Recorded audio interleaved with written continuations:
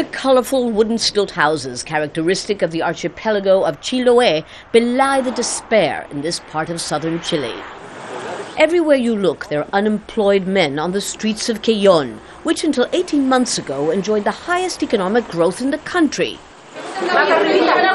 Today, many depend on communal soup kitchens like this one. 2/3 of the people here are out of work and angry. The victims of a plague that's crippling Chile's $2.5 billion a year salmon industry. Salmon is the lifeline of the island of Chiloé. People don't have anything to eat, and although the state is subsidizing the salmon companies, they continue to sack people.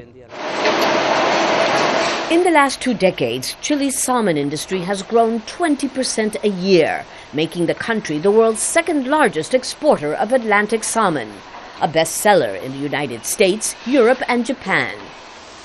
But when a virus called infectious salmon anemia struck, in 10 months it spread 2,000 kilometers down Chile's southern coast, killing millions of salmon in fish farms like this one. The crisis, which is still out of control, has unmasked more than just the smell of rotten fish.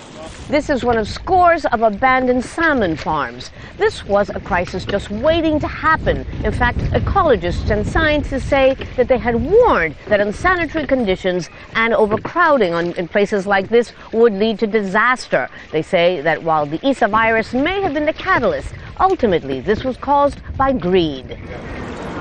Here, salmon farms are only 2.4 kilometers apart, compared to 8 in Norway, the #1 world exporter. Close proximity and high density in pens saves money and space. But stress and unhygienic conditions have helped spread fungus, parasites, fish lice, and other diseases. And then there's the environmental contamination that only divers can see.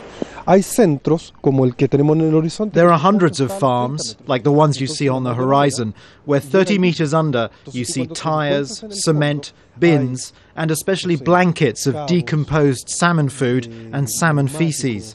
It's like a cemetery. The contamination is depleting the water of oxygen for algae, salmon, and other fish species. Critics say that as long as business was thriving, the government turned a blind eye. The Chilean state was an accomplice to this. It allowed it to happen and had no will to control or regulate the spectacular expansion of the industry. Now, nearly 2 years after the virus first struck, the government has just passed new legislation to improve sanitary, environmental, and operational controls of the industry, acknowledging it's a work in progress. It's not like agriculture that's had 500 years of experience. This has been around only 20, 30 years. We still lack a lot of information, and we have to be permanently vigilant.